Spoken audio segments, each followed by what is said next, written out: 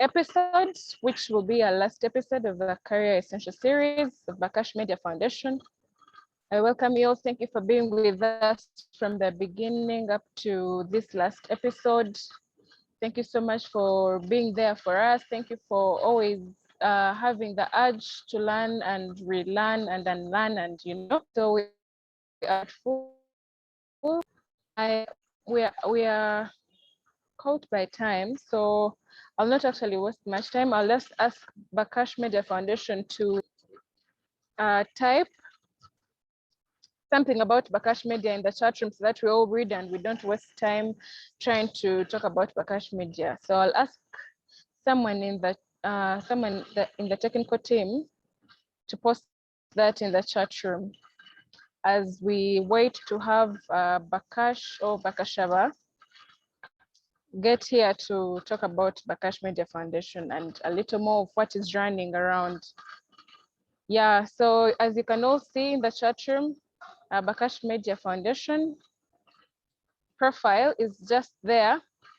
I hope you can all be able to read. So I'll let Bakash, well, I think let's go on as we wait. So my name is Martinet Ainembawas. Just a little introduction about myself. My name is Martinet Ainembawas. I'm a student at Makerere University, and I'll be moderating this session, which is the last episode of the Career Essential series of Bakash Media Foundation. Is identifying resources for sustainable career growth in the new normal.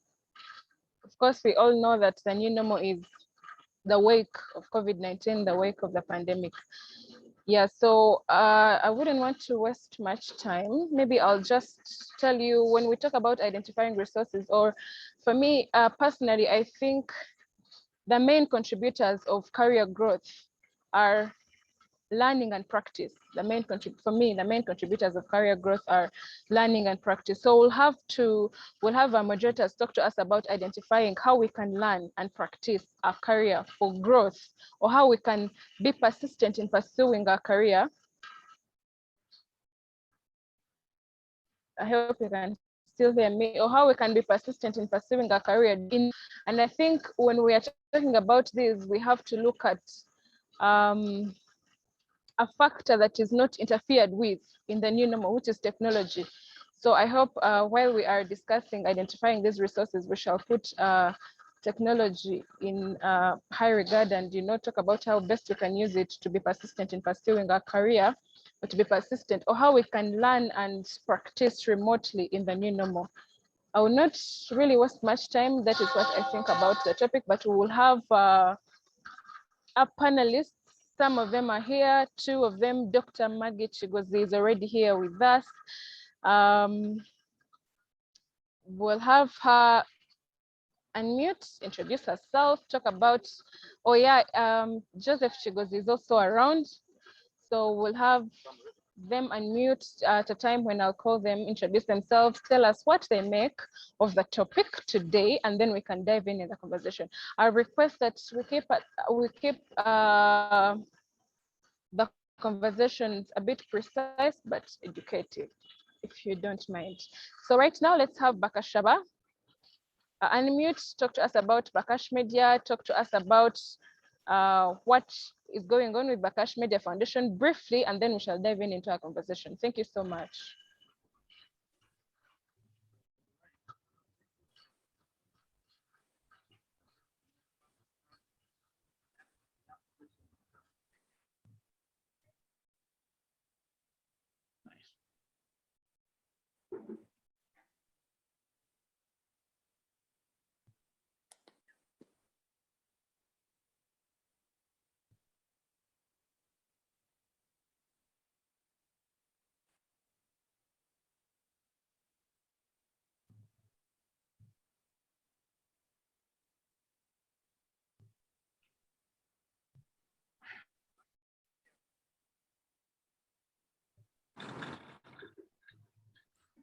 I can't hear you. I don't know if it's network or something, but I can't hear you. Could you please, I don't know if your microphone is unmuted.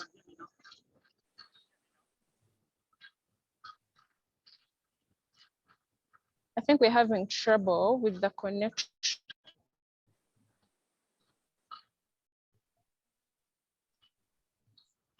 I think we're having trouble with Bakashaba's connection. So maybe we'll have to go on because of time. We'll have to move on, and then he will come in a bit later.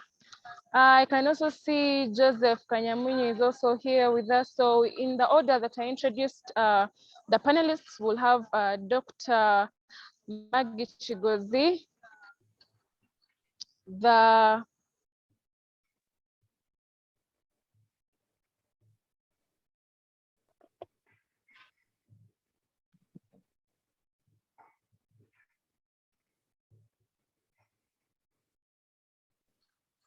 Can you all hear me now?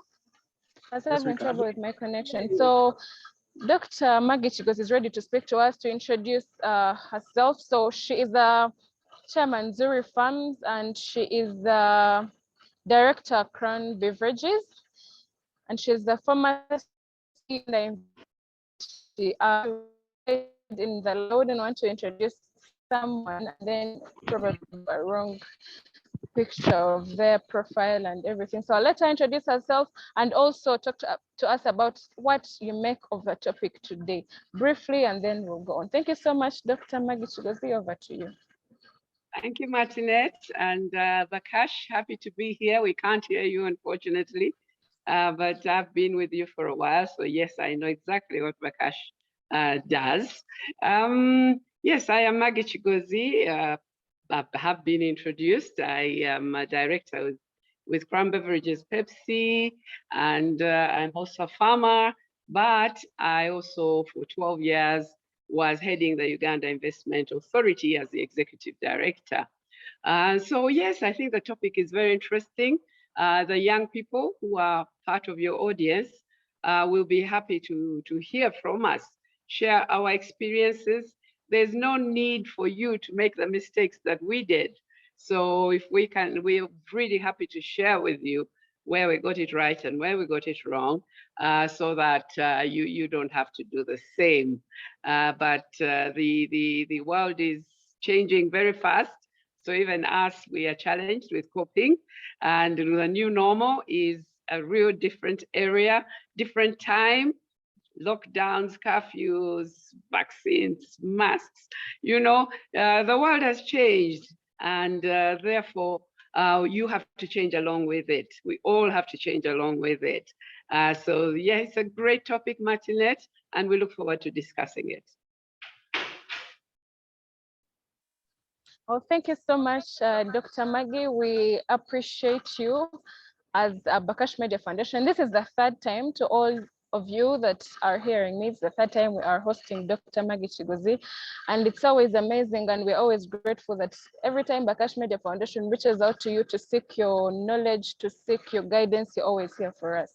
So we appreciate you, and we are really so grateful. We can't wait to hear from you. We can't wait to learn and learn from you and interact with you. Thank you so much. So next we'll have Joel Chigwazi, who is the Chief Strategist, Next Media. He's also the Deputy Director, Next Media Services, and Senior Sales Personnel. So we will have him introduce himself and talk to us about what you make of the topic today. And yeah, thank you so much. Over to you, Joel. Thank you very much, the host of the show and the panelists. I know all the panelists, and because I think I've been around quite some time to work with them in different spaces. So my name is Joseph Chicozy, or Joe Chicozy, and I work as the Deputy CEO for Next Media. I also serve on the board as a director. I've served there for the last 5 years. I'm into another term as a director for Next Media. I am also the chief of strategy for the group. I manage the strategy for the group, and I work on other projects, which of course include a sports entrepreneur. I am a director of a soccer academy called Chicozy Academy, but I also work with young people. I am been the chairman of Reach a Hand Uganda for the last 6 years, and still counting. So that's what I have to offer in terms of my career. But most importantly to note is that I've been in the media for the last 20 years. I must say that it's been a journey worthwhile. And I must say that this topic is very exciting. I also agree with Maggie, Doctor, that our path is always different from each other. Everyone has a very different career path, but there are things that intersect with all of us.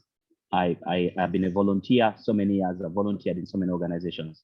I never looked at money when I was developing my career. Something that young people can think about. Don't always look at the money. Let the money follow you. Look at what impact you're going to have. Look at what value you add to every individual and every organization. Then the rest will work out itself.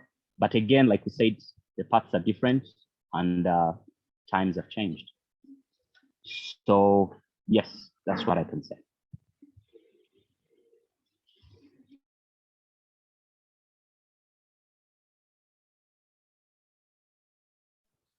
Well, thank you so much. Thank you so much, Joel.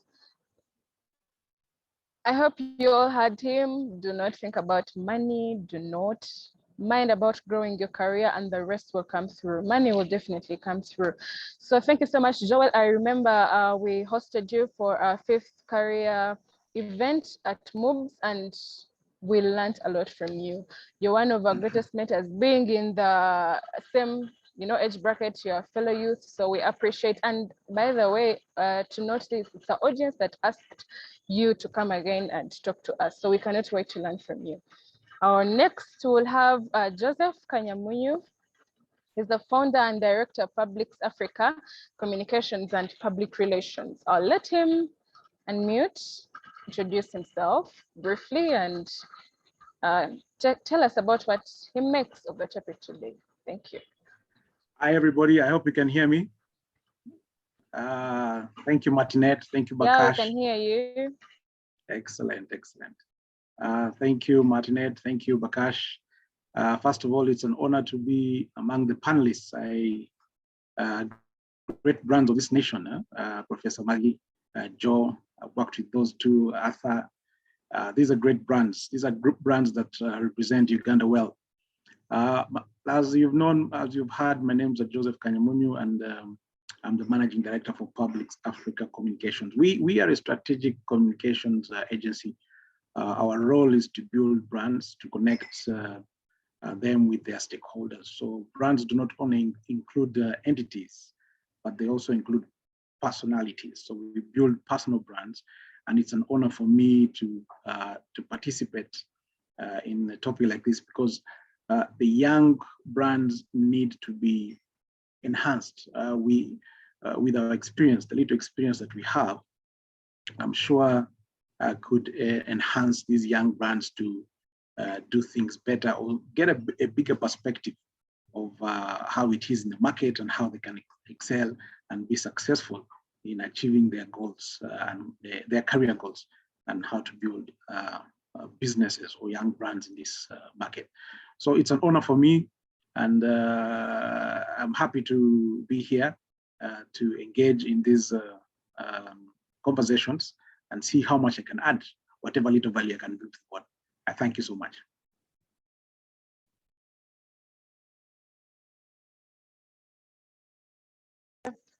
Thank you so much, Joseph. We cannot wait to learn from you. So we will have our next panelist, who is Arthur Mukembo. I hope I have the pronunciation right, and if I don't, my apologies. Maybe you'll rectify that. So we will have Arthur Mukembo introduce himself.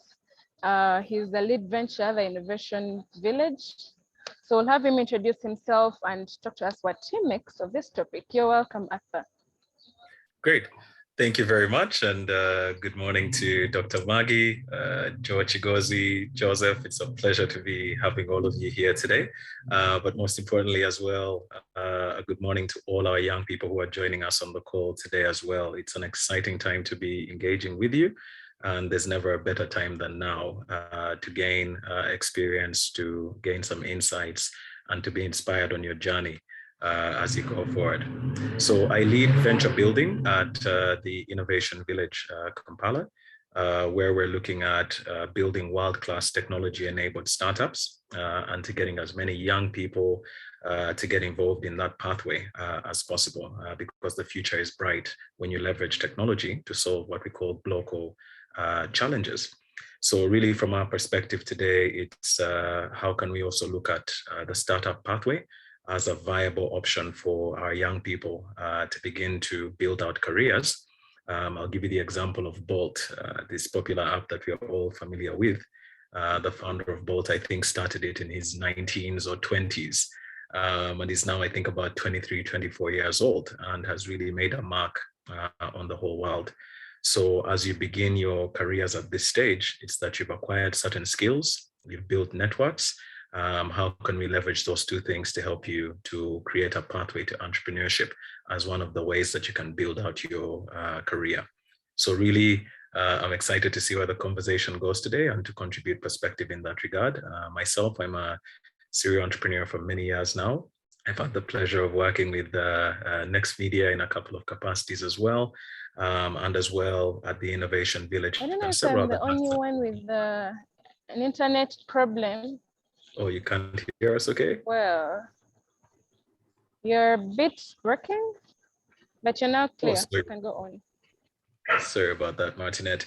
But yeah, basically, I've been a serial entrepreneur for many, many years, I think over 10 years now.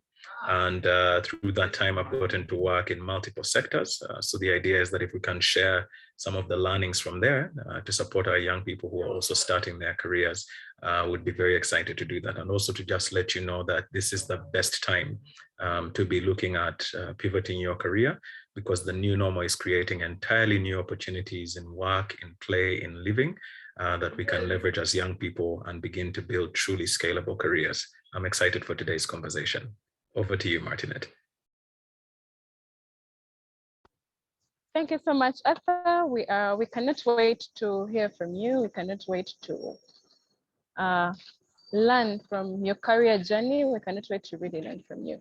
So we'll have a pause before we dive into the conversation. We'll have a pause. I'll ask the Bakash Media technical team to display the pause on the screen. These polls are to help us evaluate.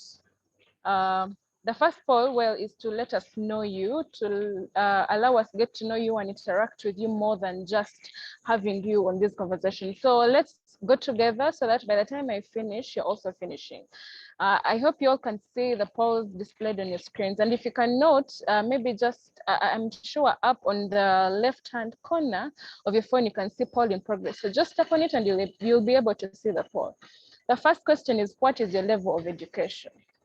If you're in high school, or if you're at university or in an institute or tertiary, or if where the level of education is not considered, just put other, and then we'll go on to our next question. What is your employment status? Are you a recent graduate? Are you self-employed? Are you employed or unemployed? Tap on it and let's move on quickly. The third question is, what career sector are you in? Journalism and communication, performing arts, and all those that you can read there. If you're in a multiple of them, or if you're doing 3 of them or 2 of them at a time, feel free to fill in both or more than that. Yeah, so let's fill in that. And if it is not, if your career is not displayed, please feel free to tap other, and let's go on. Our fourth question is, how did you get to know about the session? Was it through WhatsApp? Was it through Twitter, email, phone call, a friend, Instagram, Facebook, or any other? If it's a multiple of them still, you can tap on all of them and let's move on. Did you attend last week's episode of the Career Essentials? No, you're not sure. Feel free to tap on it and let's move on to our last question. What is your expectation? What questions? Multiple choices: work, mental inspiration, mentorship, training or skilling, employment, not any other. You can tap on it and let's move on. Thank you so much for participating in our poll, in our first poll of getting to know you and to interact with you. We really appreciate you. I think network is a bit slow, but well, we'll have to dive in a conversation.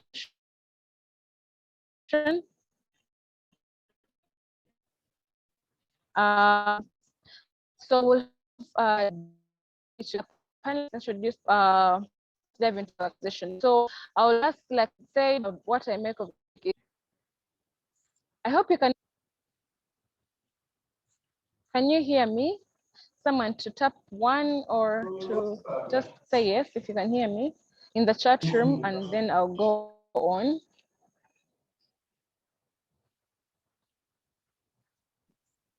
Yes, we can hear you.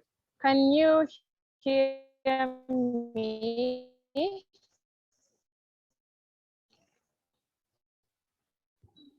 Martinette, just go on. We can hear you. I am breaking. I'm so sorry.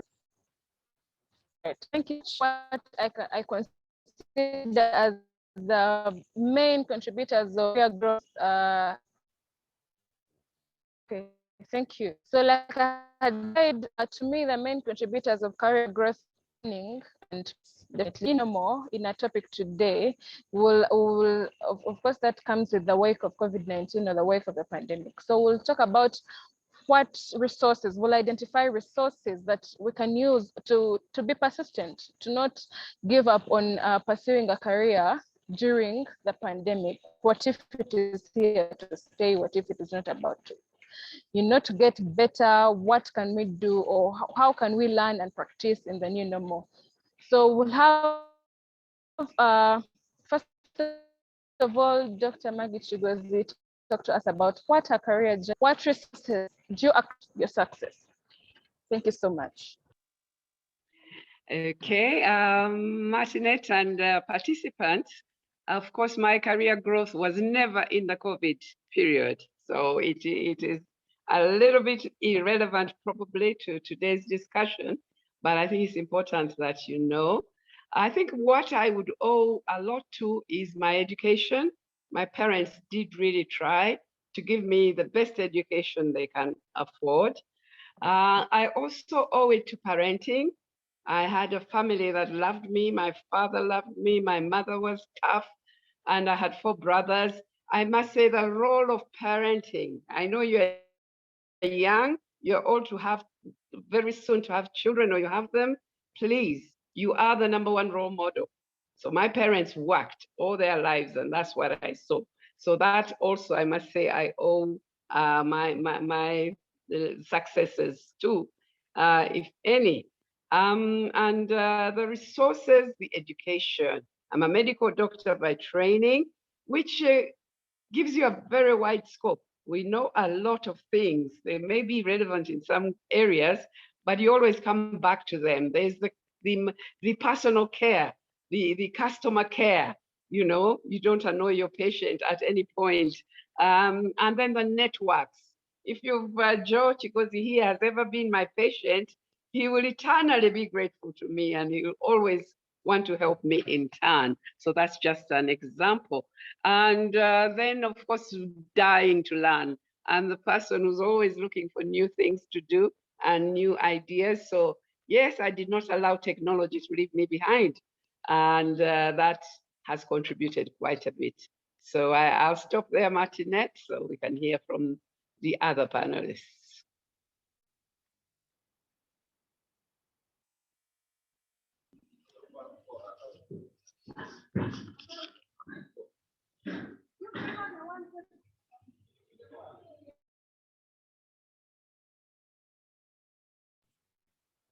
But I think I had some bit of network issues. I don't know if I was the only one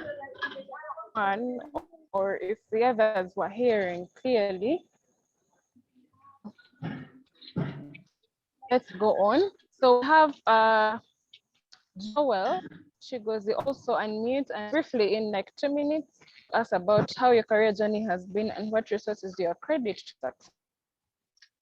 If we're out of time, that is why I'm. Yeah, I'll try and make it snappy. making yes, I'm very short. Martinate, sorry. I'll try and make it a bit snappy. I also agree with Dr. Maggie. I have been a product of my parents. My parents were educationists. They believe that education is pretty much about freeing your mind, your body, and soul. So whatever you study in school academically is a supplement to your informal education. But I also had time to grow up with my grandparents. My grandparents, they were very tough, very, very tough. When I was a child, I thought they didn't like me. Little did I know they were preparing me for the very, very difficult world. And that's how I learned to keep time. That's how I learned to wake up early. That's how I learned the importance of time. So we realize that our careers have not everything to do with the academics. There are certain intrinsic values that are instilled in you when you're growing up that are so important. For example, respect of people, valuing other people, keeping time, having a plan for the day. My dad would wake up and say, what is your plan today? I want to know what you're going to do. When you wake up, what are you going to do? What are you doing? Are you going to play soccer? After what time? What are you going to do in the evening? You have a plan. That is something I believe that every person, whether young or old, needs to have a plan. For you to achieve what you want to achieve, you need to have a plan. But also, my mom, who taught me in nursery school, she was a teacher. She taught me the first ABC. She contributed a lot to the idea that I learned to be a responsible person. In fact, I grew up in a family where cooking was not a preview of only the girls. I used to cook together with my sisters. So we used to have a timetable. I will know that on Monday, I'm actually going to be cooking. I'm cooking for the family. So those things that our parents did then, little did we know they were training us to be responsible, but also to understand that we are all equal as human beings. Now, those are priceless things. But also, as I wind up, growing my career in the media has been as a result of me wanting to learn and doing a lot of research, but also being passionate about what I do. I have realized that if I wasn't passionate about what I did, I would never, worked in the media for the last 19 to 20 years. So passion for me has been a driving factor on top of the parenting and all that. Thank you very much. Thank you so much, Joel. I learned that what you study in school is only supplementary to what to kind of the education that we get through life. So in other words, what you learn, what you can do or what can be, also learn, you should have a plan. Don't just, things won't make themselves or things won't do as you want if you do not plan. Be responsible and have the urge to learn. Be committed and be passionate about what you do. I hope we all learn that and more from Joel. So we'll have Joseph Kanya Muyu unmute and talk to us about the same. Just 2 minutes or 3, unmute, talk to us about how your career journey has been and what resources you accredit to your success. Thank you. Excellent. So thank you so much, Professor Maggie. Thank you, Joe. Thank you, Martinette, once again. For me, of course, I would rather differ a little bit because some of us grew in the late 70s when there was turmoil in our country. And of course, our families were disrupted. So we grew up in exile. But when we came back, first of all, I'd like to say that education is key for attaining your career. But when we came back, of course, your family has been disrupted. So you grow up with extended families. Thank God for extended families. So your auntie, your uncle will pick you up and say, hey, can we help you continue and achieve? So we didn't have parents to say, we're going to hold your hand and take you all the way. But we also had our extended families who helped to take us to, and this has happened to many people. I must tell you that I have seen many families disrupted, but it doesn't mean that the end goal has not been achieved. So for me, I started my career, or I got my first job when I was in S6 vacation. I was working with MTN. At that time, MTN was a new company and they were here and they were looking for people to employ. I was lucky to get into a job in MTN, but why? And this is why I want to explain. So apart from the key issues like education, what really helped me get through or to attain a part of what I had purposed to do in my career is about values. You see, when you look at brands, especially these organizations that are actually operational, these big brands, they have values. They have values of can-do. They have integrity, innovation, and these values also can be held by personal brands, people, you. What are your values? What are those things that you hold dearly? What are the pillars that will help you get to where you want to be? And for me, values like the can-do attitude. You are able to do something. You understand? If an employer wants to employ you, it's not difficult because he finds you already in a position of being able to do exactly what you've been asked to do. Values of leadership, values of integrity, values of innovation, yeah, networks. Yeah, there's a word that said that your network is your net worth. You see, when you know people and you have integrity and you have great values of can do, these are ethos that can help you attain your career because you are moving in one direction, and if you understand, and if you go back and check it out, you'll understand that many of these big brands that are actually operating in our market are looking for people with such values. Yes, qualifications are great. Me, I had to do my bachelor's degree when I was already on the job. Yeah, but thank God to evening studies. Now you said, okay, now I can get the money and I go and study. But what are those other values? What about those things? Self-help books, for example. Yeah, people listen to audiobooks whereby you can attain. I love to listen to a guy called Les Brown. He tuned my attitude. He tuned my direction in terms of how do I see myself? How can I be hungry to attain exactly what my career needs? So if you have values and you actually live by them, and they're huge pillars that are going to see you through, then you'll be very successful. I thank you.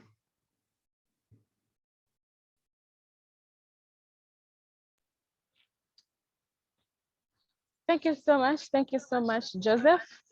Values. The question of values is really a very important question. You need to have values that you stand for, and you need not to compromise. If you have to work well and to progress well in your career, if you have to, I think even the question of values comes with trust, and you cannot grow your career alone. You know how they say two heads are better than one, or how you say you need people when you're growing your career. You need people to probably help you. We had Dr. Maggie talking about parents. We had Joel talking about grandparents. We had Joseph talking about an extended family. For those people to be able to trust you and to lay a hand on your career, you need to have values that you stand for, to build trust in them for you. That is what I think. So we'll have Arthur unmute to talk about the same brief journey. What you accredit your success. Thank you. Thank you. Thank you, Martinette, and really grateful to Joseph, to Joe, and to Dr. Maggie for their earlier submissions as well. I do also concur with them. Family does play a very important part in shaping our career. Also, what we do in school, these different leadership activities and co-curricular activities that we do also build character, build exposure, and help us build networks that we rely on later in our lives, in our professional careers as we grow. My personal path has been a bit unconventional in the sense that from a very early age, I knew I wanted to go into business. And so knowing that that's the pathway I'd want to take, it was always about where can I most apply myself. I've always been on the hunt for interesting problems and problems that can scale. And so the whole idea is typically, okay, so we all talk about agriculture being the largest employer in the country. I'll just give you an example here. And if agriculture is the largest employer, then what's a typical household earning out of this agricultural activity that they're taking on? Then you very quickly find that a large number of these households are in subsistence agriculture, which is literally hand to mouth. So what's causing that? I tend to like to drill down and understand. There's a framework I'm in love with called the 5 whys. And the whole idea is that as you go through asking why 5 times, the assumption is that if you're distilling the insights from each time you ask why, you should be able to come down to a core insight that lets you know where an opportunity is. So for me, that's always been sort of a guiding mantra. I may have not known that it was called 5 whys earlier in my career, but that's something that has guided me quite a lot today. The other thing I've found to be incredibly important is purpose or intention to be a solution provider as your career pathway evolves. Always look out for organizations, for teams in which you're in, for leadership within the organizations that you're in. Try to understand what challenges that they're facing or what challenges are they facing at a strategic, an operational, or a tactical level. And then how do you come in as this young person, as this new person in your career to begin to create value there? So for example, if Next Media has grown into the largest provider in the market, how can you come in to help, say, drive their position as a leader in this space? If we're in the position of the Innovation Village, for example, and our mandate is to deepen the Ugandan ecosystem, what new interventions could I create that help to catalyze that mission or that call to mission? Always seem to be, or always aim to be a person who creates solutions. And to speak to what my colleagues have been saying earlier, that's where research or the discipline of research and understanding, going out to find new knowledge, to join things like mastermind groups, to join things like Rotary and other initiatives that put you in front of other people at a similar step and also farther into their careers than you are, exposes you to new ways of thinking, new ways to approach problems and problem solving. So I think that's also quite crucial in terms of building a career. And also very early in your career, try to get around people who can coach you, who can mentor you, who you can turn to for advice along the way, because those pieces of feedback as well will help you to fast track your career.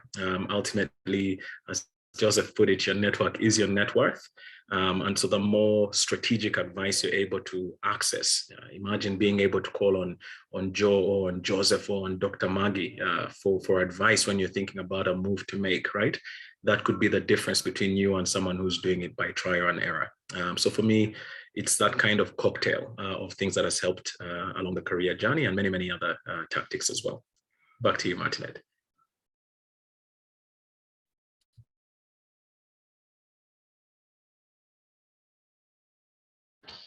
Thank you so much, Arthur.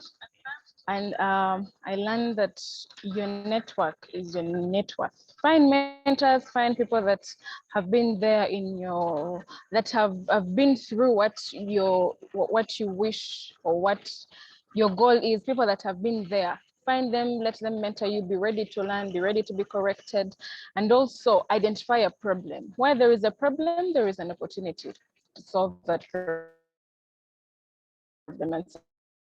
So identify a problem, seek knowledge, or create an opportunity out of that problem for you. Thank you so much. I love this discussion. For me personally, I'm already learning a lot from it, and I hope the audience is also learning a lot from what our panelists have for us. And from just this introduction, you can know what we are yet to talk about and how much we are going to learn. So I'll have Dr. Chicozy again unmute, Dr. Maggie. We're going to have her again unmute and talk to us about the possible resources that can create sustainability or career growth, the new normal. For me, I talked about technology, and I looked at it being one of the factors that are not interfered with in the new normal. I looked at it at us having to use, or how we can inculcate use of technology to learn and practice, or to to have a platform or to use them as career growth. What do you think are the resources, or what do you think are other resources that you can use to create sustainability in your career growth? Thank you, Martinette. For me, the first one that I think really, sorry, you get cut off at times, Martinette. But yes, resources. The first one that I would think about is passion.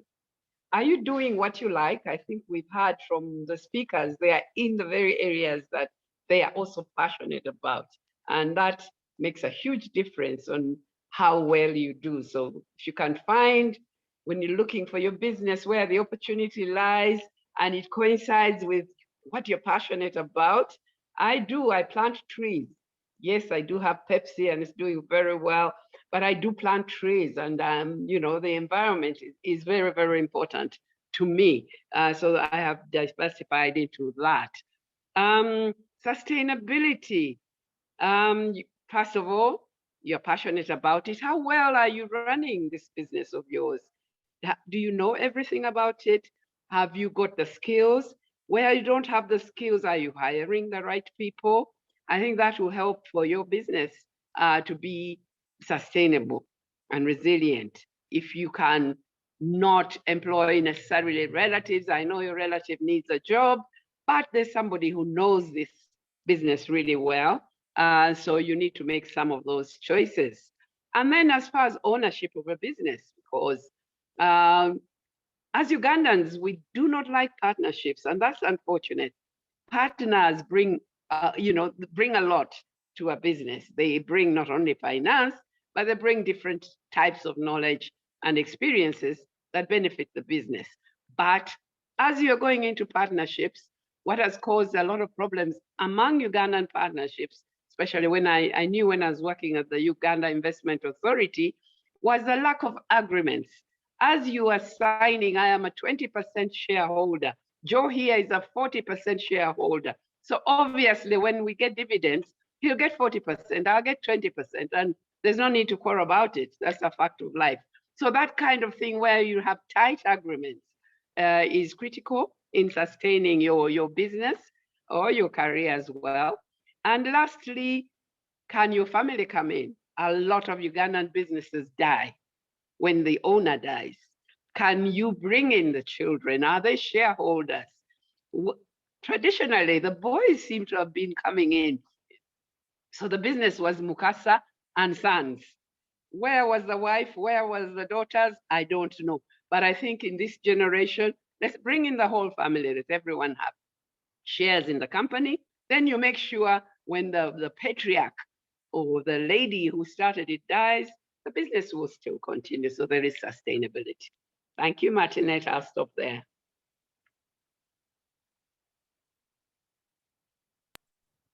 Thank you so much, Doctor. Thank you so much. You need to partner, you need to make partnerships, because then they bring a lot of growth and they contribute to sustainability in your career. And also you need to involve, you know, I hate to say the patriarchal society, but well, let's move on. I don't want to be identified as a feminist here. I'm an advocate for gender equality. So let's have Joe Chicozy.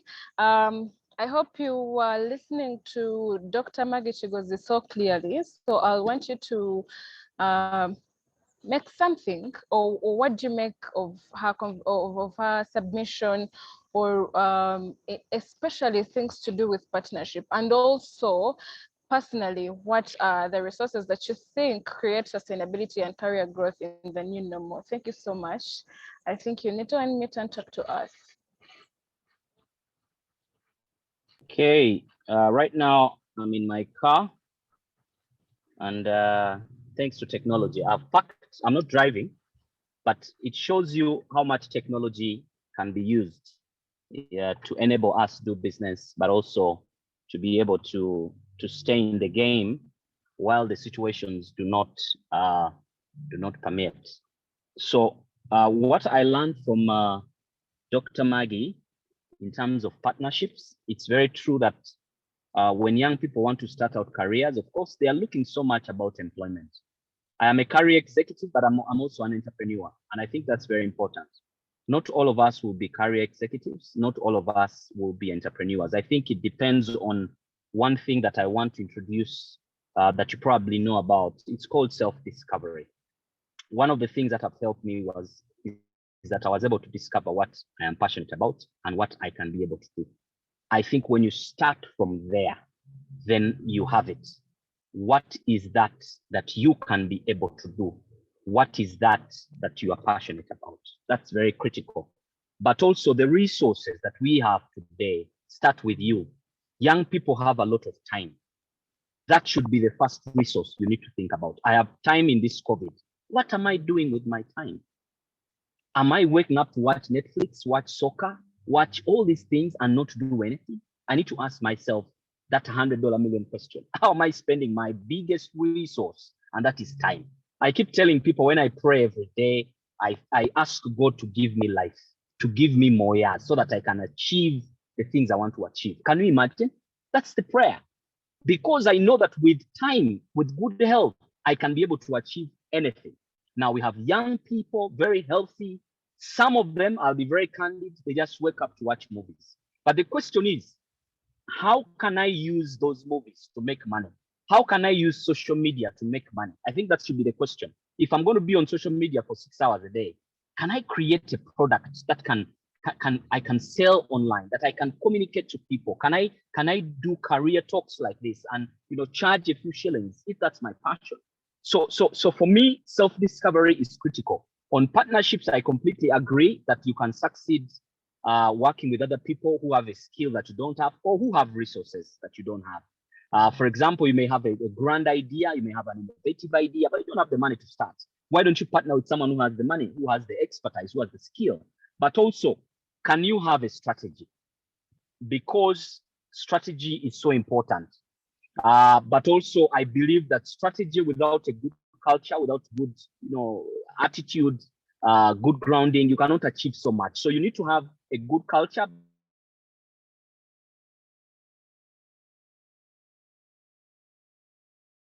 Well, I would want By yourself, to. as a young person, what do I people now? That's a personal.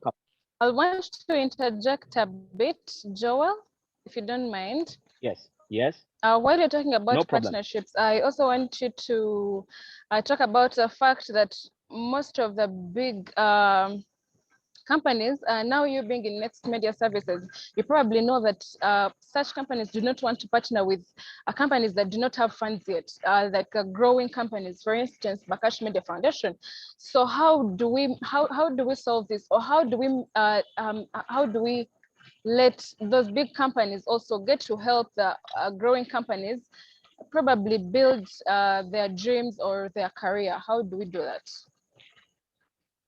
So of course, one, if you want to grow a partnership, you need to understand who the partner you're intending to work with does. That's very critical. You do research, you find out where their needs could be, but also you come up with innovative ideas. For example, with Next Media, we are constantly looking for partners, young people, because we know that the demographics are changing. We need to work with young people to see how we can further our vision. So what is important for a young person out there who wants to work with companies like Next Media and others is to identify areas of needs. But also, before you identify areas of needs, you need to go and do presentations on who you are. You need to create brand visibility, like what you're doing right now. This, I believe, is going to go a long way. I've seen a lot of your postings on Twitter. I've seen what you do. So people are beginning to get interested in what you're trying to do. So sell yourself. That's very important. There's nothing wrong with you coming to present to Next Media and saying, look, this is what we do. This is what we can be able to do with you as Next Media. And that's how you start partnerships. That's how you can get an entry. So it's very possible, very, very possible.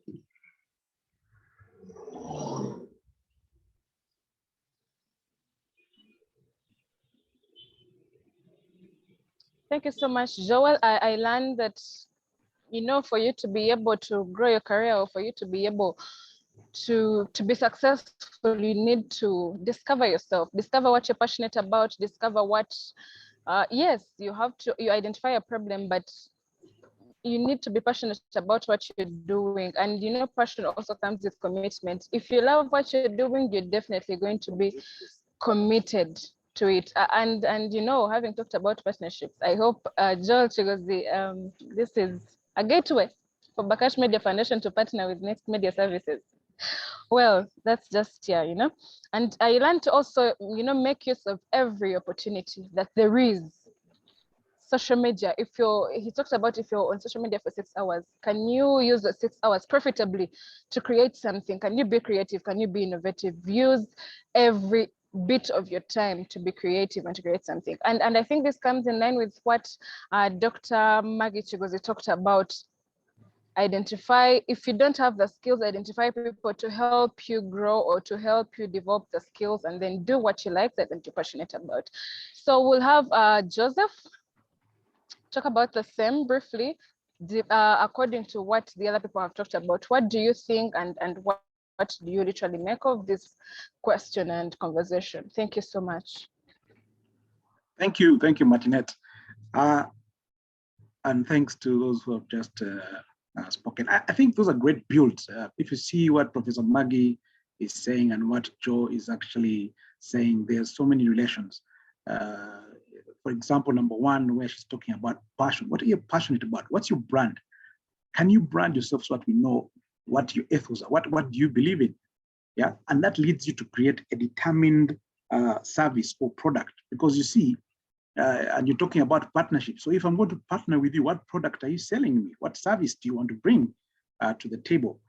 Because many times I've seen young men come asking for jobs, and then you ask them, so what can you do? And then they say, you can give me anything, And you wonder, so if I give you anything, that means you have actually not honed your skills, you've not honed your passion to exactly or what you're destined to do. That thing that you wake up every morning and you want to go and do is your passion. So which means that if you say I can do anything, then you're lost. You actually don't have any. The master of no, you cannot actually do anything because you're doing everything at the same time. So then it means that you're not passionate about what you're doing, or you don't have actually a service or a product that you want to offer. Number two, I think, is the strategy. What also Joe has said, what I would also call a business plan. Many people have business plans, but a business plan is a working book for you, which is going to help you. I'll tell you, for the last 2 decades, or rather 1 decade, when I've been self-employed or in my agency, my business plan has changed constantly. There are always corrective measures. You have a line where you have to do corrective measures, and that's what actually helps you hone your skills, hone your passion. It shows you exactly how you do well what you're doing. And then, of course, you must have what people actually call the right financing. You see, many people are going to complain that we don't have money, doing business is expensive. Start small, but you also have to get the right financing. Don't go looking for banks who are going to come after you after a short time, take your property, little property you have. You can start small. Finances can come from friends, can come from family. Yeah, this is important. And of course, when you start small, then those small finances can actually cater for the business or the product that you're actually dealing in. And of course, because you're looking to work with other people, other organizations, then you have to also, be legal, have a legal entity. People have briefcase offices. They want to walk around and not pay taxes. Yes, okay, it's difficult, but the startup is good. But you need to have, for example, licenses.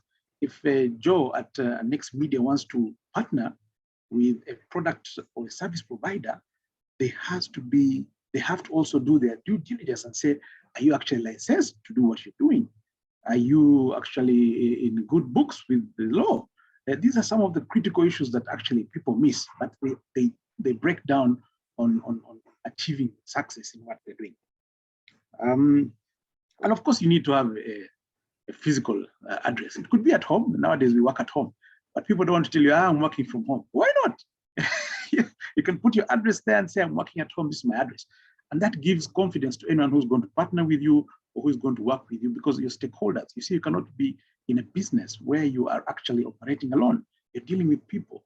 So these stakeholders need to understand your physical address. Where are you? Who knows you? Where are you coming from? Finally, of course, you have to hire or get help. If resources are expensive, human resources, get help. Hire family, a brother or a sister, come and work with you. And they come with also some skills which support you.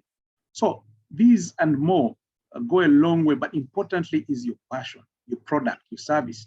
Who are you? This Kanya Muyu guy, yes, where does he come from? What has he consistently done well that I can take from him? And how can I go ahead and trust him? Because of his time, he's spent decades doing the right thing. He's worked with the ABC companies. He's been there. They have said ABC, they have recommended him. And that's how you build slowly and carefully to attain success. Thank you.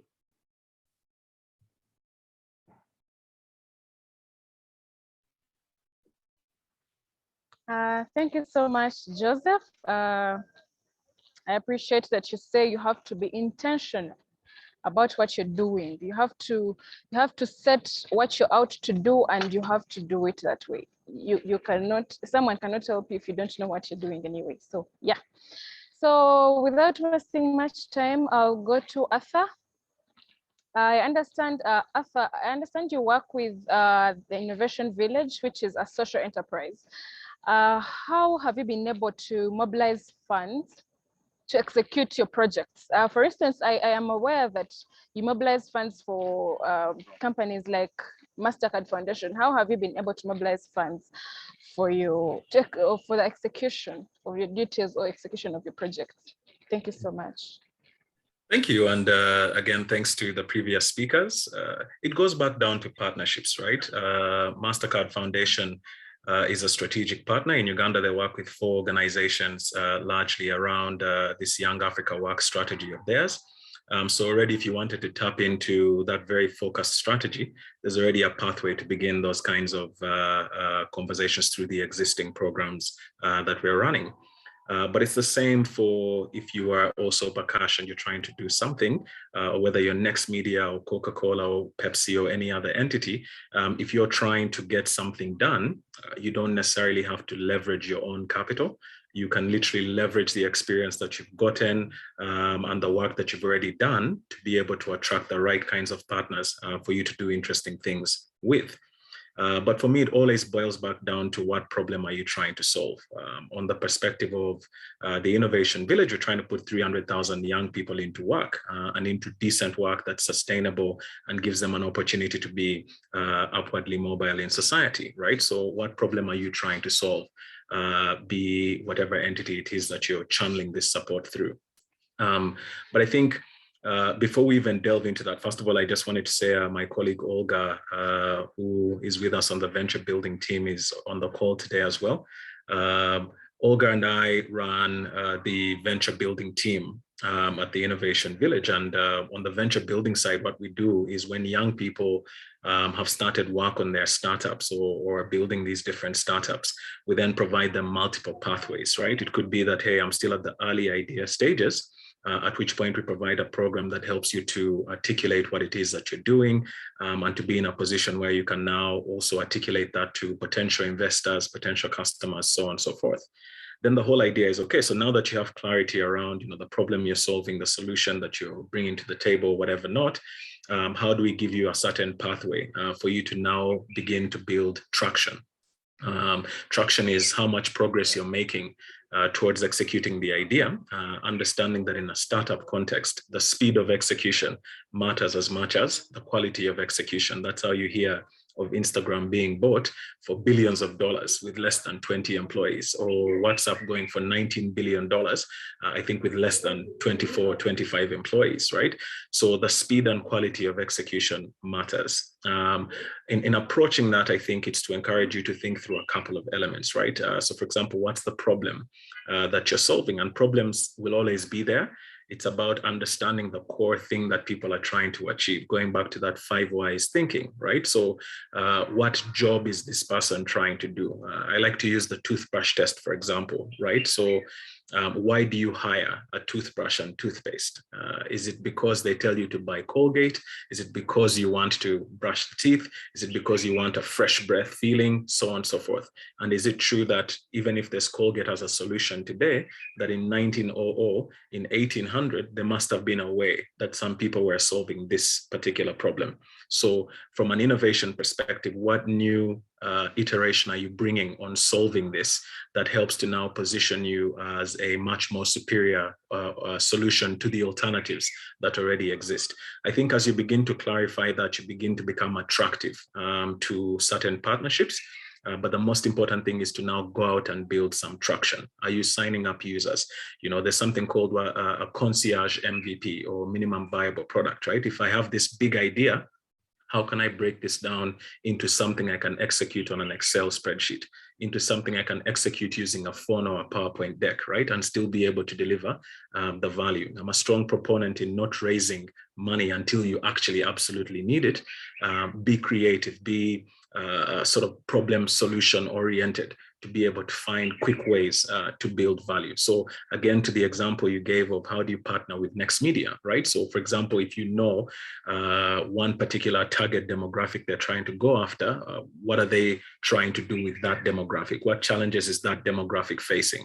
And how do you come in to create a solution that could help them to achieve that? Have you thought through the market? Why is this the right time for you to be doing this? How could the product that you're thinking through help them to get to that particular milestone in a shorter period of time as possible, right? What's the kind of go-to-market strategy? How do you help through this partnership that you're creating to begin to create a pathway to put this value in front of customers? And sometimes that doesn't require even capital at the beginning. It could be a situation of getting some young people as influencers to come and share their perspective and therefore help us to get to that particular point.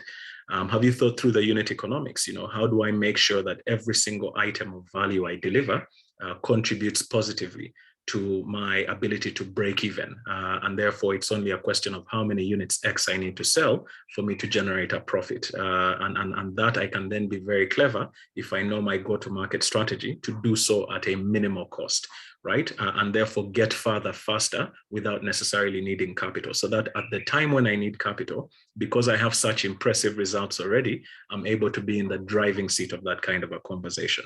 So from the Innovation Village perspective, that's now when we give you things like the Kampala Angel Investor Network, the 97 Fund, and we're building an active network of venture capitalists who also come in to provide that equity financing through convertible notes and safes and whatever not, right? But all of this boils down to your business model is the product. Traction is the goal. How far you're getting, how fast you're getting there is the goal. So if you put yourself in that kind of a mindset, and this even works if it's not a company, even in a career context, right? What value am I trying to be known for? As Joseph was saying, in personal branding, right? How do I communicate that value? How is it that when someone gives me an opportunity, I'm very quickly able to get that value in front of their team, in front of their management team, in front of their customers as quickly as possible, right? These are the different pathways or mindsets that could help you to gain traction with limited resources from the beginning. I know there were many ideas there, but I hope that gives you a bit of a background there. All right, thank you so much. By the way, important to note is that Innovation Village houses Bakash Media Foundation at Ntenda Complex. Thank you so much for believing in the idea and supporting us to impact society. I learned that you have to be able to lay something on table that is extraordinary, or that is different from all those people that are also seeking partnerships with this organization that you want to partner with. What are you putting on table? Are you solving any problem? Do you have something do you have something for them? Because it is not just about partnerships. You both have to work together to create impact in society, or to solve a problem that there is for you to solve. So I think we're now going back to Dr. Margaret Chicozy, and I understand. To me, I think finances are a major determinant in sustainability of careers. So Arthur talked about one way how you can be able to raise funds is to identify a problem that the organization, or probably somewhere you need to partner with to have funds, or somewhere you need to mobilize funds. You need to be able to solve a problem for them to credit you, or for them to identify that you're actually a potential partner. I don't know if I make sense. So you need to be able to lay something on table for people to believe in you and to probably fund you for what you're going for. So, but I'll ask Dr. Maggie again. How do you think one can raise adequate funds to pursue a fulfilling career, or to start a business, or to sustain a business? From a point of view that I believe personally, I don't know if you do or the other people do, but I believe personally that funds are one of the major determinants in sustainability of career. You are absolutely right, but also absolutely wrong.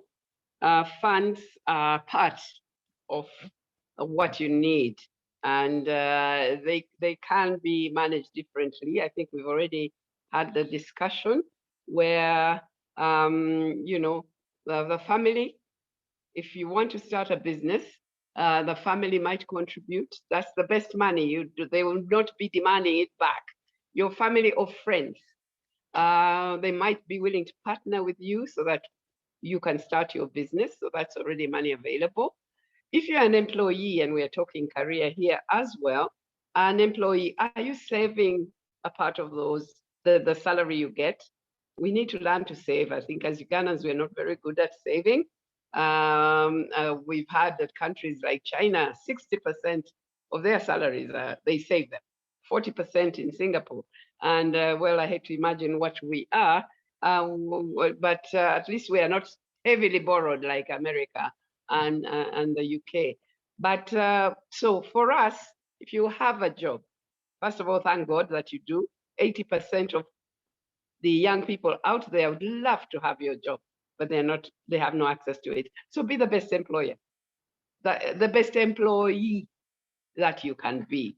So be fired, at least try not to be fired until you're ready to fire yourself.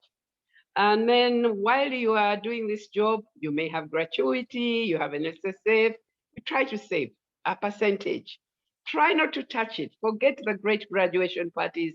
Forget those ridiculous weddings that Ugandans are doing now. And you are the age I need to really talk to about that. You are still married if you go to church and you just have the family.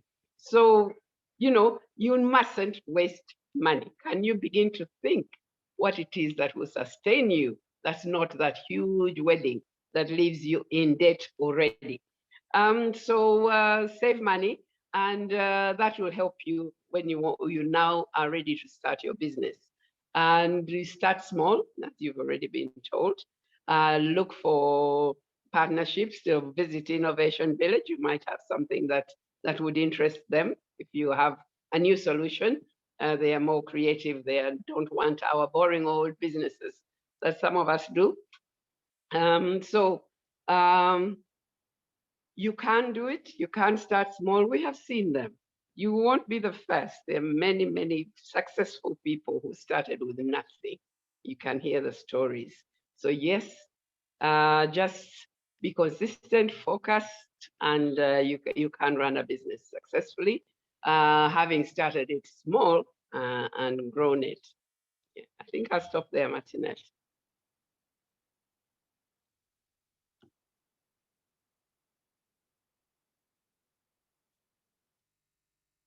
Thank you so much, Dr. Maggie, for that very insightful submission.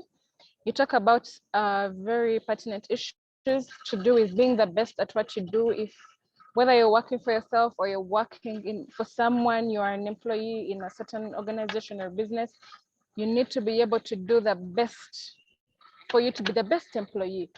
Then you can also create a platform for you to learn until you have reached a certain point where you can now start your own thing, because experience is also key in career.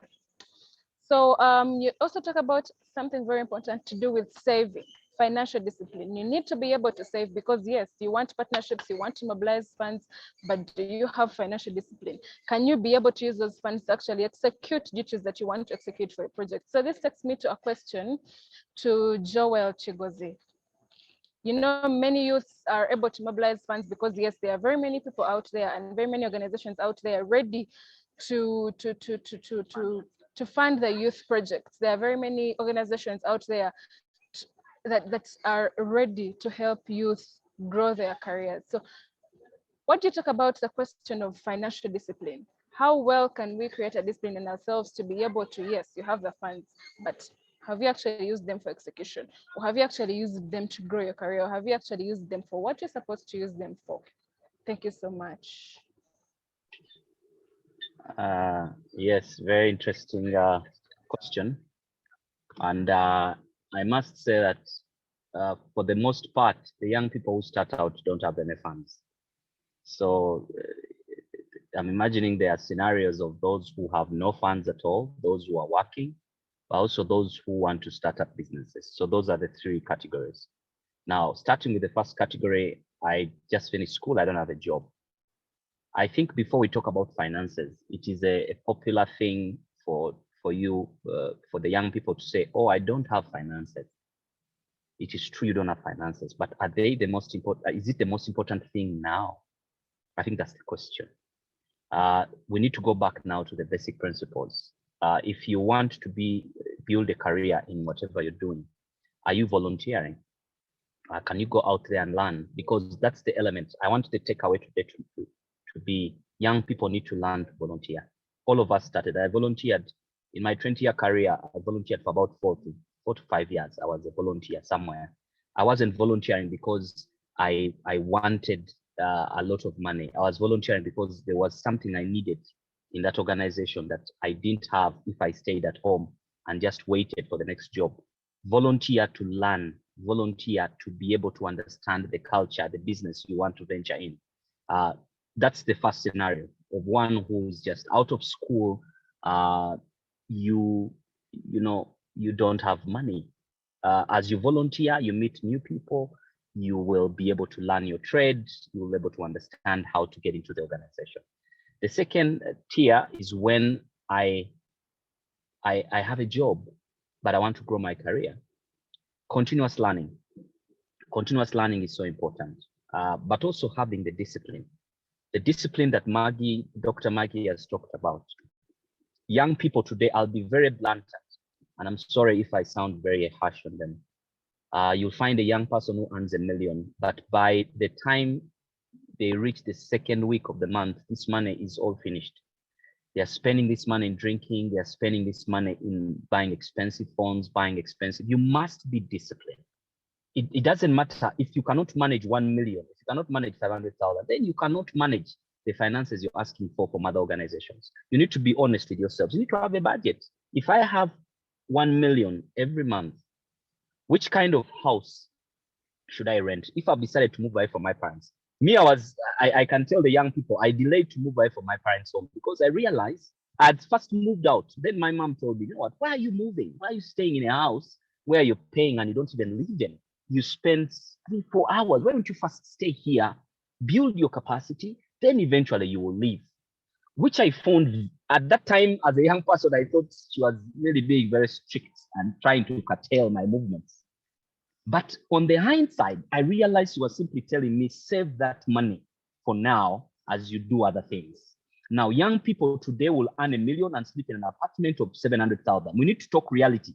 And whoever young person is listening to me, you know I'm right. You're spending a lot of money on the lifestyle. Manage your lifestyle at this level. That's where now the savings come in that Maggie was talking about. $1 million is good enough for you to save. You can save some 300,000, you can save 200,000, whatever you like to save. Save something. Stay at home, use a taxi. Don't buy a car now. Don't go for a loan to buy a very expensive car now. Now that's the tier of one who is employed. How do you build your finances? So savings is critical. Now the last tier is the entrepreneur. Now, if you decide that I don't want to be employed, or I've tried these jobs and they just don't simply come by, what should I do? I cannot give up. I can still do something. and you want to do a certain business, a certain project, and all that.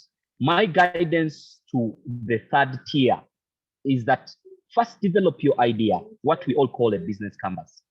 Say, who am I targeting? What problem am I solving? What purpose am I starting this kind of activity? What is the competitive landscape? Who is doing this business? What are they not doing that I want to do better? What's the cost structure? How much money do I need a day? How much money do I need a month? What's my revenue structure? How much money do I get if I put this? Above all, what is the impact? What impact am I trying to bring to the fore? And that's very important. So and these are things that we teach every day, that we teach to young people. Developing a business canvas will guide you to understand the kind of business you're doing before you even start. What is my funding structure? Where am I going to get the money? But also, as I wind up, one of the key things that are critical for young people, if you have a business, to go to URSB to register a business is as low as 40,000 shillings. That is the cost of a bottle of wine. So forego that bottle of wine and go and register your company. Then if you have an idea, URSB, make sure that if you have a great idea, register that idea with the Uganda Registration Services Bureau, because your idea is your money. If you have a great idea and you've tested it, it works, you've done the research, make sure you register that IP. That is another thing for those who seek entrepreneurship. Now, that's very, very important. I can stop there for now.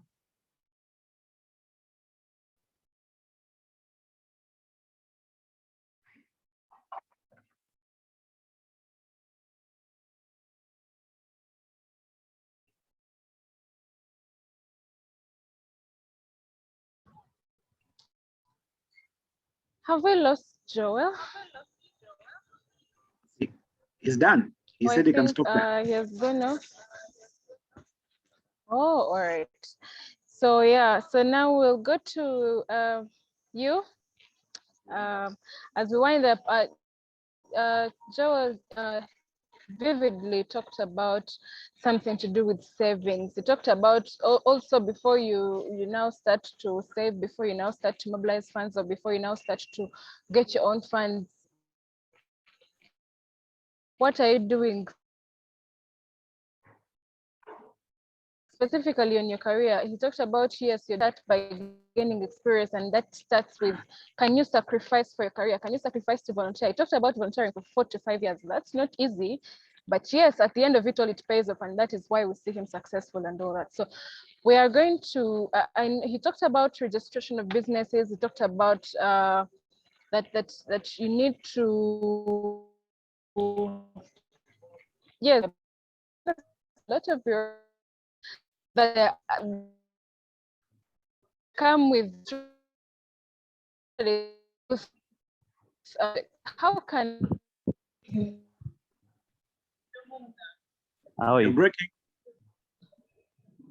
You're breaking, Martin. Or how can it, in startups, these youth project startups, how can it head to, how can you that? Yeah. That's all for me this part. Sorry, there's a lot of interruption. I don't know if someone can mute Joe. Okay, fantastic. But just to take it on from there, I think they have said it all. Those are great builds. I think I couldn't say it better. Professor Maggie and exactly what Joe is saying. It's crucial that that we start somewhere. You see, because how do you hone your skills before you really want to sell a product to a wider market or a service to a wider market? How will you identify what you're good at so that you can, cash it or monetize it? So you must start somewhere to first of all do that. And I think Maggie and Joe have said it clearly, because I'll tell you, before I actually opened my own business, I was working for Airtel Uganda, where Dr. Maggie was there to actually endorse so many of the projects I did. For example, when we were launching some of the telecom sites, she was there as the ED at, or rather the DG at UIA. And of course, that also gave me a skill to understand that actually what I'm doing is sellable. And thank you very much, Professor Maggie, for that. But we need to start somewhere. And when you start there, whether it's volunteer or it's a small job, you hone your skill, work so hard, be the best you can, so that you are noticed, so that even your skills have improved. And when you're done with that, then you have the courtesy to want to take it to another level, to own your own business, and then also look for funds. So once you do that, and once you're there earning your small money, then you save, like Dr. Maggie was saying, save money, own your funds, because you see, no one is going to come running after that money for you to disrupt you when you're trying to do your business.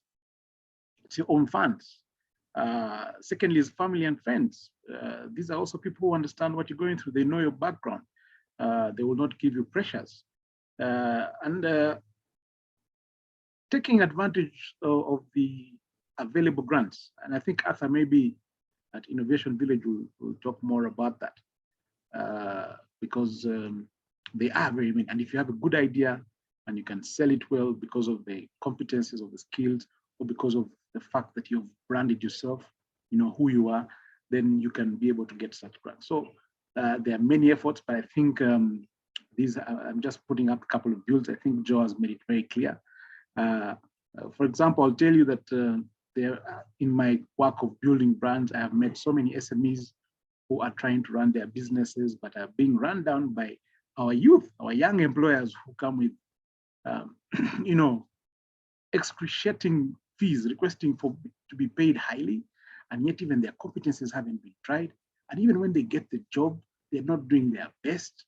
Yeah, they come with this mentality of what it used to be like. You see, when you're on campus, mommy and daddy are still taking care of your pocket money. So you can sit around, not work hard. Well, you might pass your exams, but at the end of the month or the day, that is going to give you some pocket money, is going to pay school fees. So you come with that mentality to someone else's business, and then you think that it's going to be the same way.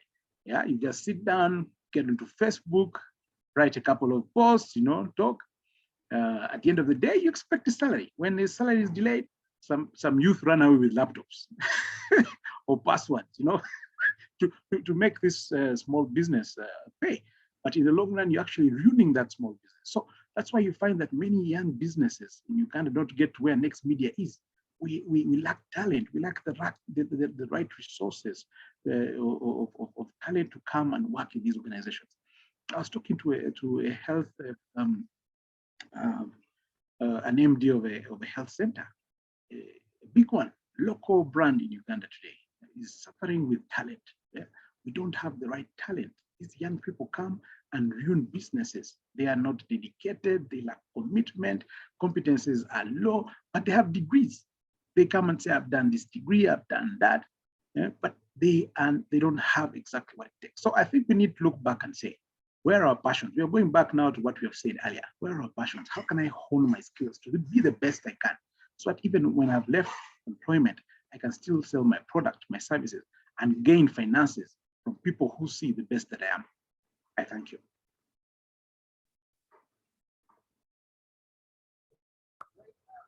Oh, thank you so much. Thank you so much, Joseph.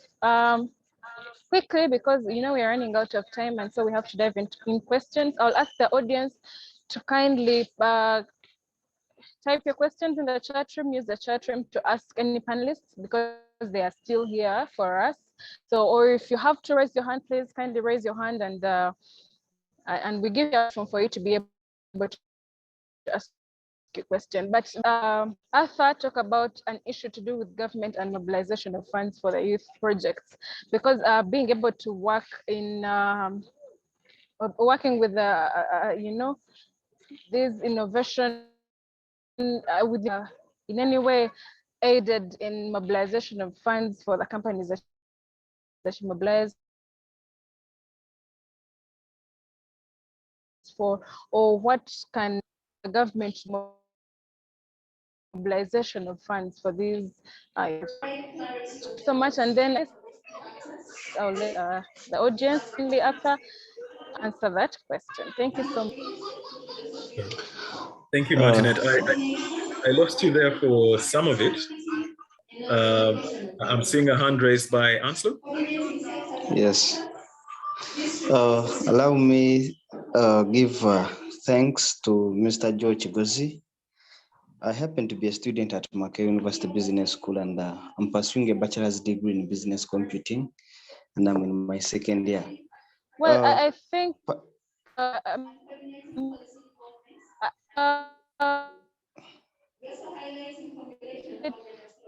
Madam Martinetti, your wait for us to network is answer the poor. first question. Yeah. Okay. Sorry, Martinette, we're having an issue hearing you. Kindly mute and let us question about the government position in mobilization of funds for project. Ask you question. Thank you so much. Sure, Alpha, sure. over to you. Thank you. Thank you, and thank you, Anselm, as well. So no, just to build on really from the other contributions, which, yes, Martinette. Hello?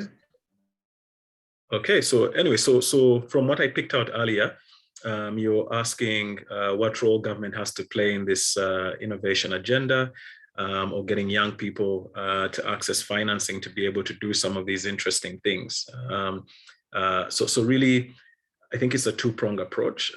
Government's key role is creating enabling policy environments, and sometimes one of the key tools that they do is to provide pathways for us in the industry, for us as young people, us in the business domain, in any other domain that's involved in designing, delivering, and managing value, to be able to communicate what we need to be able to do that well.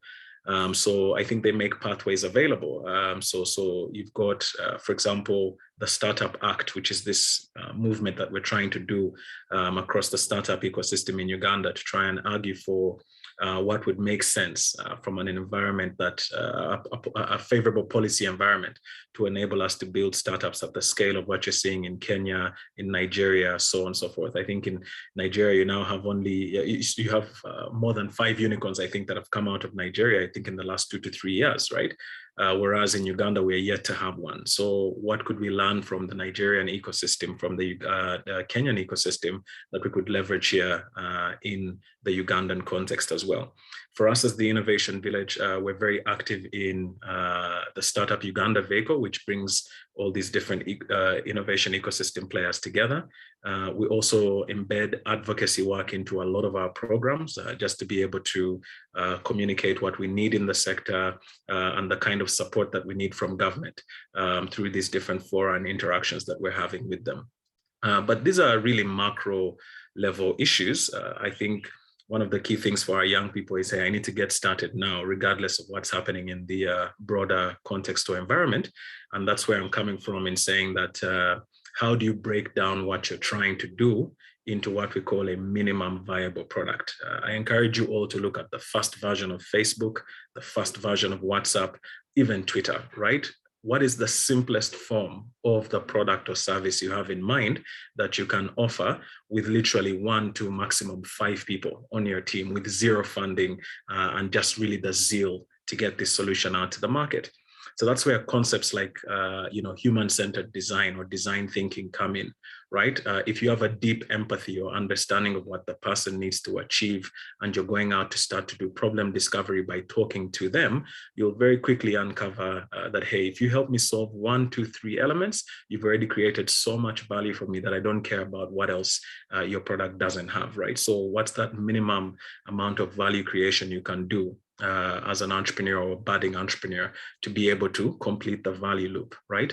So from there is that once you've built out your MVP, it's to now get your early adopters, those first customers in whichever shape or form that can come through to exchange value, to give you some kind of finance or other consideration for the value that you've created. How do you then move from those early adopters to 10 customers, to 100 customers, so on and so forth across the journey, to a point where you now have a repeatable and predictable growth engine? Back to the point I was saying earlier around your business model is the product. And as Joseph mentioned, you will go through many iterations of your business model, which is why a tool like the business model canvas or the lean canvas becomes very cool for you to work with to ideate multiple solutions. But all of this goes back down to understanding who you're solving for. So once you have a clear sort of framework around the opportunity you're pursuing, you have a clear go-to-market strategy, which is how you get it in the hands of customers and do so repeatedly and in a way that keeps bringing them back, your growth engine, you'll get to a point where you're generating traction. That's the goal. Traction is growth on a month-by-month basis, on a quarter-by-quarter basis, that puts you in a position where you're more investable. Once you get to that stage, there are multiple stages: pre-seed, seed funding, Series A, B, all the way up to exits at the level MTN has done with the recent IPO. But just focus for now on how do I gain traction to get me to pre-seed or to seed level funding. Once you cross that particular chasm, then you're at a point where you also begin to get a share in the conversation. Now, if you're Safe Border and you have a recommendation for government, they will listen. If you're Tugende and you have a recommendation, they will listen, right? So that's the encouragement to the teams. How do you build traction? To give you a seat at the table so you can influence the conversation.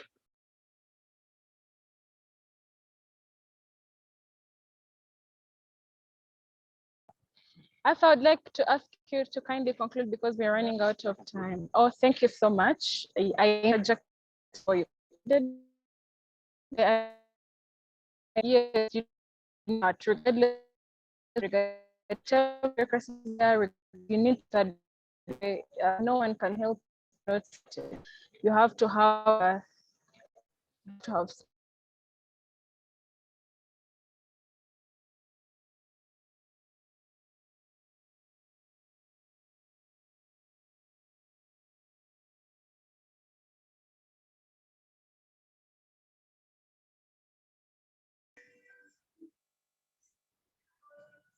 Good afternoon, everyone. Anselm Washawa is my name. I would love to applaud for everyone that has taken chance to be part of us. And Anselm is a student at Mackay University Business School, pursuing a bachelor's degree in business computing in his second year. I would love to pose a simple question to Joe Chigozi. Because I happen to be having a passion in marketing. I really, really love marketing as a person, though I'm pursuing a bachelor's in computing. So as I'm having that passion, I'm finding it hard for me to have the following on different social media platforms that I have tried to, because I have to first get a background there, then I create a name. I'm also somewhere doing volunteering in Cloud Auto Solutions. But the question is, how can I be successful in marketing as my passion? Thank you very much.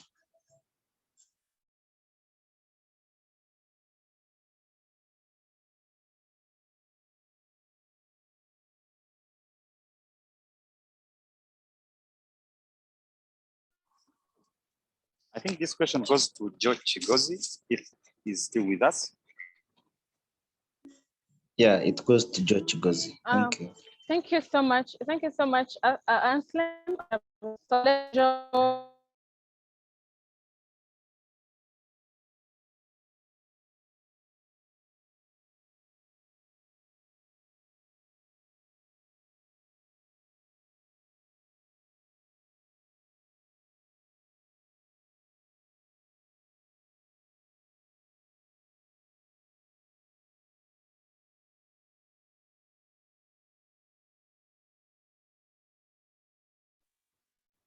So I don't know if Martinet has gone. I think Joseph has gone off. Can I help with the marketing? With a response to the marketing? Yes. Yes, yes, so to the young man who's doing computing and really loves marketing, there is no end to the opportunities you have, especially with that computing. That is really nowadays with COVID, we have all seen how important it is. And it is certainly absolutely essential for marketing. We came to a point during lockdown when we couldn't sell at all if we could not have gone online. If the supermarkets did not advertise our products, and and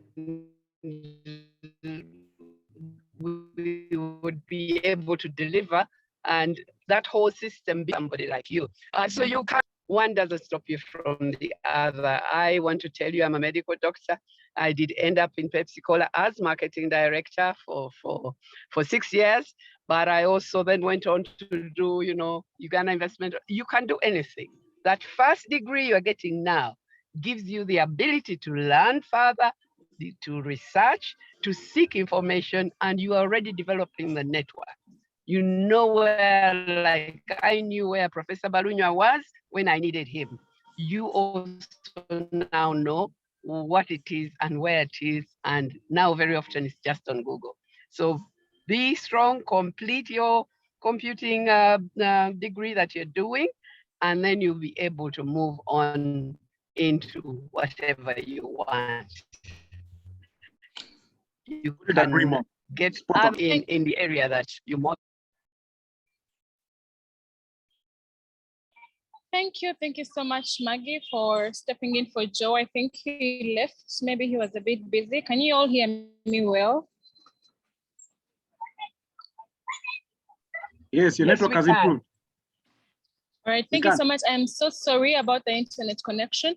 So we'll now let Isaac dive into speaking about Bakash Media Foundation. And then after that, we'll have, if there is any more question, probably one or, and if there is no, we shall think about having our last poll, and then we conclude this discussion. I hope all of us have been able to learn. So let's have Isaac Bakashaba talk to us.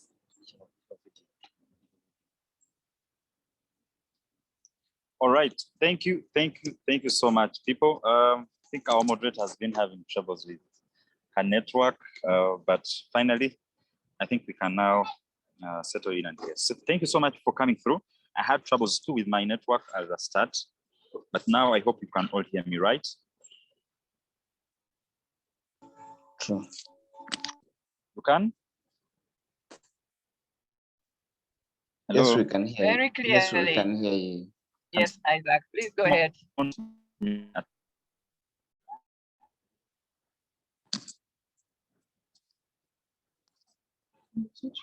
All right, thank you so much. So Bakash Media Foundation is carrying out its last session of its Career Essential Series today. And today is our finale for our sessions this year.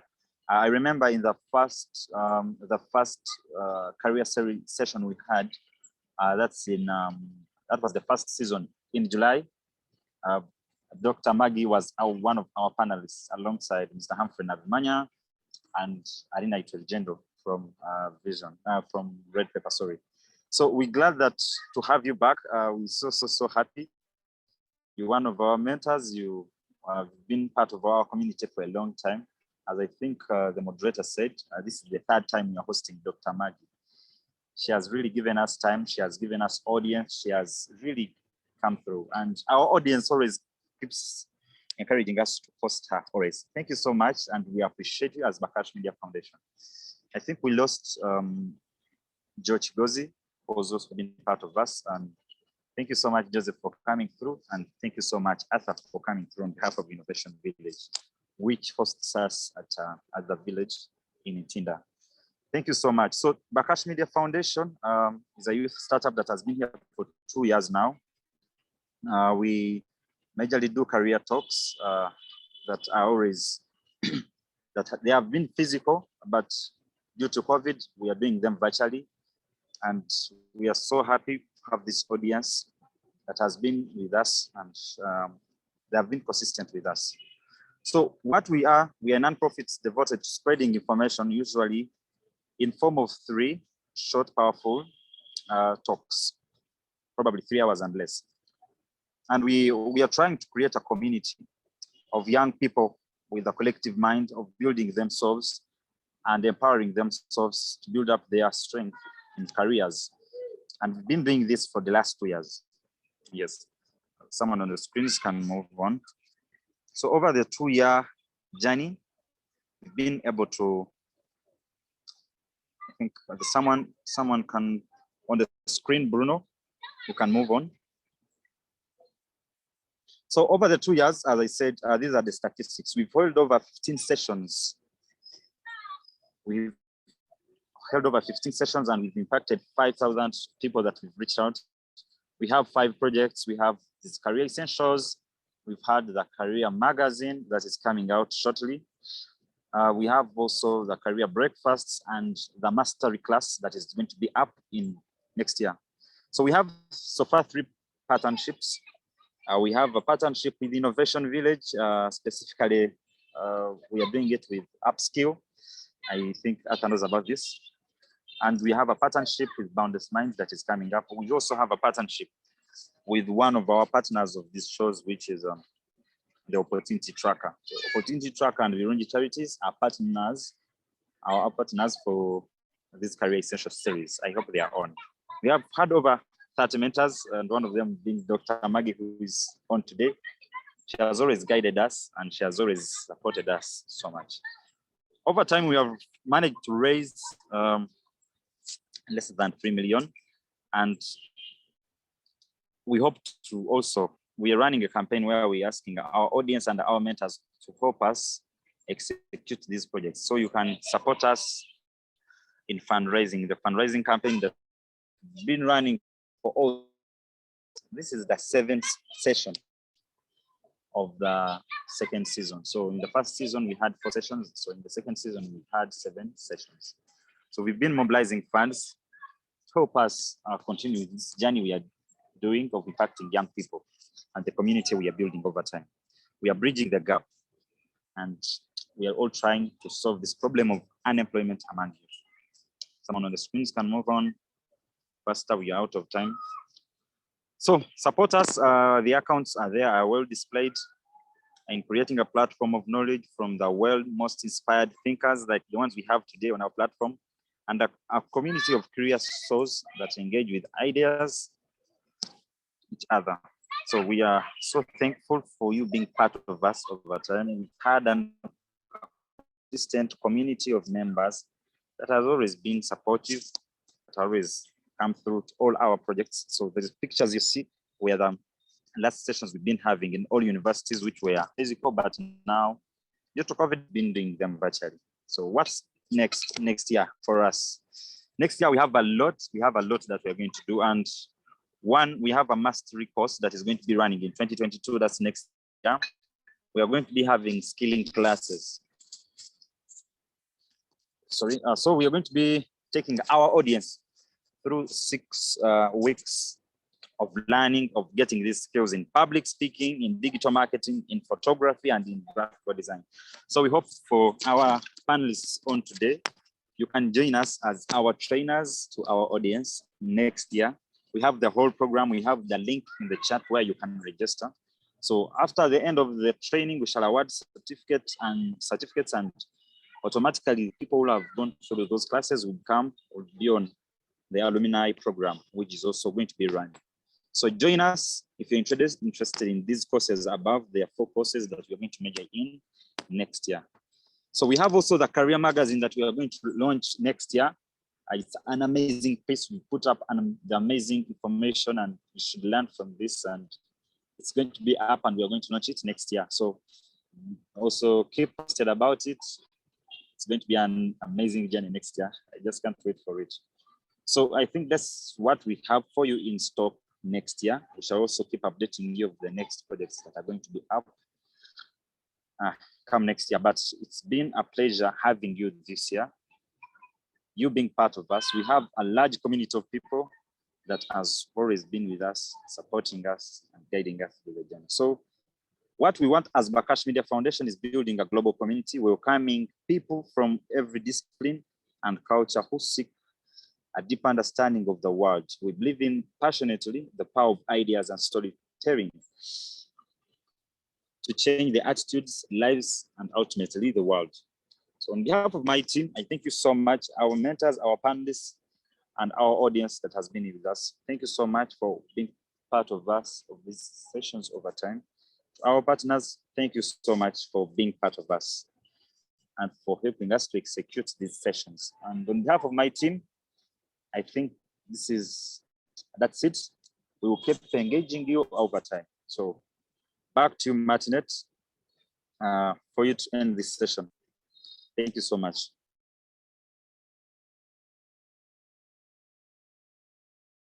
So much. Thank you so much, Bakash. Thank you so much. I hope all of you will be able to support us because we cannot run this project without you. We cannot impact the youth without you. So I hope you'll be able to talk to your friends, talk to family, and you know you'll all be able to support us in this cause. So we are running out of time. I hope there is no one who has their hand raised. So we'll have our last poll, which is mainly to evaluate you. I'll ask the technical team to put up our last poll.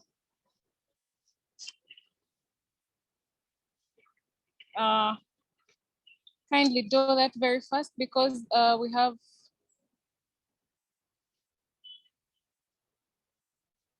very little time.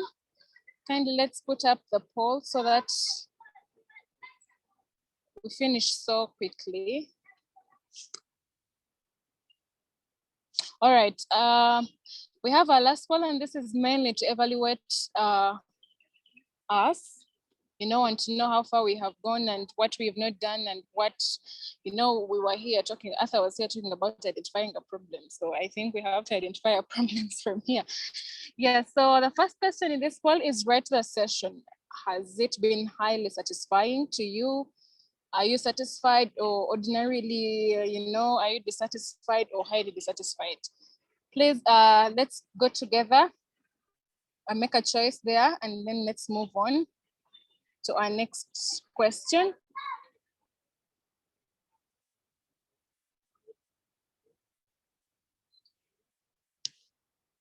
Our second question is, would you recommend Career Essential Series to a friend or a colleague? If yes, please tap on it. And if no, or maybe you're not so sure if you can, I hope it is a yes. So the third question is, which sector or sectors should we tackle in our next sessions? Because yeah, this is the last episode of this season, but then we hope, like Bakash or Isaac told you, we hope to have more series next year. We hope to have, and this will be physical because yes, online has been because of the of COVID-19, of the pandemic, but we hope to interact more with you. We hope the world can get better next year. So you all have to protect yourselves for us to be able to reach out to you physically. Wear your masks, sanitize, and you know, all that. So please be able to take which sector I want us to tackle next. And then 4, how can we improve the next sessions? Make them last longer from 1.5 hours to more, or make them shorter, or the current setup is just fine, or invite more panelists from 3 to more, invite less panelists, introduce audio only sessions, you know, tap what you wish. And then let's move on to our next question of this poll, which is our last question. If you are willing to contribute to the Bakash Media Foundation, what position or what positions would best suit you? You know, this could be an opportunity for you. So kindly tap what you think you can do better. Like, don't be an everything person like Joe was talking about. You can't say you do everything. You have to have something that you're passionate about and you like doing. So can you be a panelist? Can you be a community trainer, facilitator? Do you think you can work as staff on Bakash Media Foundation committee or staff, or a youth ambassador or a trainee, mentee, or audience? Kindly tap on it and let's submit to our poll. Thank you all for being part of this episode. Thank you all to our panelists for sharing the great minds. You know, we wouldn't be here if it wasn't for you. And thank you all our audience. We wouldn't have done this without you because we wouldn't speak to ourselves anyway. So thank you so much for coming through. Thank you so much for being with us. And we hope to have you even more next year. We hope to, you know, work with even more next year when the sessions are physical. We hope you'll come through. We hope you'll fund Bakash Media Foundation. Like Isaac talked about this, we cannot have everything done and in the best way. We cannot impact society if you do not support us. We need your support, and we hope that you will be able to support us next. Thank you so much, and we wish you a very lovely Merry Christmas and a Happy New Year. Thank you so much. We meet.